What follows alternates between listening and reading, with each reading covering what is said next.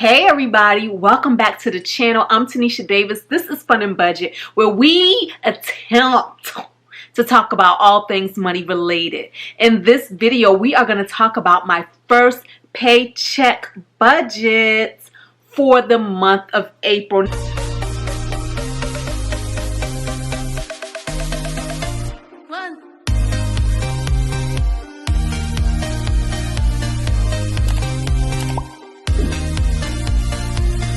Now, I got paid on April 1st, right? So this paycheck presented sort of a unique situation, not a challenge, a situation. Simply because when I got paid on the 1st, that meant that we were at that place where we were still waiting for March things to clear and for all those things to be finalized for March. Normally, I get paid a little later in April or in any month. Normally I get paid a little later so that by the time we do our first paycheck, all of the previous month's things would have shaken out. But this time they're not quite shaken out, right? So let's look at let's look at my bank account. What's in my bank account is not my paycheck. It's the balance that's in my checking account on the day that I got paid, okay?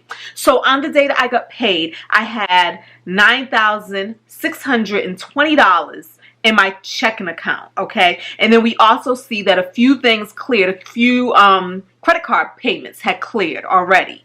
But the first thing I'm gonna do when looking at this $9,620 is I'm gonna look at the outstanding things from March that are still hanging around in that bank account because they haven't been paid yet. I had set aside $200 for car registrations, still ain't did that. I had also, so if we take away the $200, then that leaves us with $9,420. I also have about $880 set aside for the rental HOA, and that will leave us with $8,540. $25 is still hanging around for my lash appointment. And then we have $835 that all needs to be moved to various savings accounts. And then that will bring us to $7,680. I have also another $50 that I'm setting aside for a gift. And so that leaves us with $7,630 of available funds, right? Now, the next thing I'm going to look at is some of the uncleared credit card payments. Now, these are payments that I have already made. They just haven't cleared my bank account yet. So let's look at that. I'm still waiting for $85 for Bank of America. I'm waiting for $36 from American Express and $15 for what is it called? Citibank? Yeah, Citibank. So then this will leave us with $7,494. Now, being that this is the first paycheck in the month of April, I do what I always do with my first paychecks, and that is go in and pay the mortgages. Now, to do that, the first thing I'm going to do is I'm going to transfer $200 to my Wells Fargo bank account, and then that way the money will be there to be able to handle my rental bills. And so this is going to leave us with $7,294. And then the next thing I'm going to do is make a payment on this home here. So for this house here, my normal payment is $2,583.73. So we're going to do that. And then we're going to add an additional $2,416.27 to principal only. Now that $2,416, that is coming from March's budget, okay? So now we're finally going to apply that to this mortgage. So we're making a total payment of $5,000 even. And of course I played around with the change just to make it a nice even number. Okay, so once we take away that $5,000, y'all, we are now down to $2,294. Now I go back into my credit card statements and I make the payments for the things that I haven't made yet. Remember, what we talked about first was the outstanding things, the payments I've already made, they just hadn't cleared my bank account. So now we're going to make some more payments, okay? First, we're going to pull up Citi and we're going to see what we're working with there. And actually, I don't owe Citi any money. Oh, actually, okay. I do owe them some money. I ain't paying it. I mean, we'll see what happens. Guys, I'm still waiting for Tesla to reimburse some things. They still haven't reimbursed me. And so that's why you see that there's a balance of $257.52. And I'm just leaving that. Like, I'm not making any payments towards that. And with that being said, I know it's like, okay, but what about interest? What about things like that? Honestly, because I use my credit card as a revolving account throughout the month.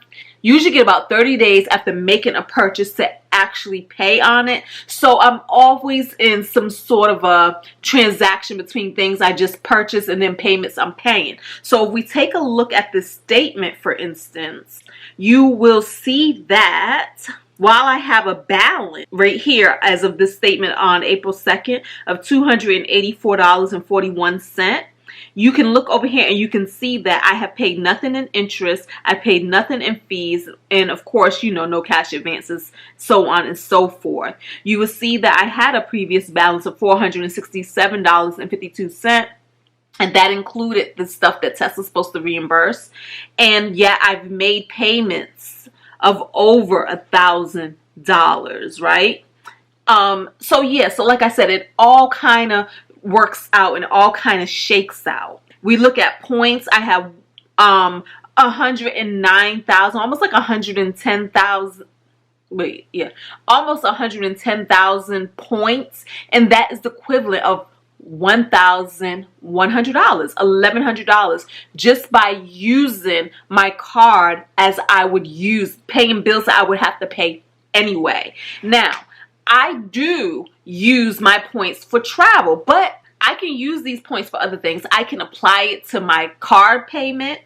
I can apply it to the card payment itself for certain purchases. I can also get gift cards. I can do other things. But because I'm an avid traveler, I like to save it for airline travel. And I don't really use it toward hotels. I usually just use it toward travel, international travel, which we haven't been able to do lately. Y'all know the story. Y'all living on this earth too. Next up is American Express. Now, for American Express, I only owe $14, and that is for Netflix that came through. So we're going to go ahead and make that payment. And once we do that, we have $2,280. And now let's move over to Bank of America. Bank of America, taking a look at these points, I have 87,942 points. So that is approximately $880 in points. Okay. On this statement, I owe $80, and I'm going to make that $80 payment. We see some of the things I've purchased, and again, none of this stuff looks really good. So that $80 is really the eyelash subscription that came through. So we're going to go ahead and make that payment, and I have $2,200 left. Now, the same thing here. I actually used this card as well when I did the Tesla. When I had the Tesla emergency, my car broke down, had to get it towed, blah, blah, blah, blah, blah, blah, blah, blah, blah. Tesla said that they will reimburse me for things, and they still have not done that. And so this card is carrying a balance of about $200 and something. I'm not sure. But once again, we can take a look at this statement, and we can see that, okay, about $220 was carried over on this card. But as you see, because again, revolving purchases, always making payments throughout the month on the card. I don't just make payments on paydays. I make payments throughout, right? And because of that, you can see that I actually I was not charged any interest nor any fees, okay, associated with this card.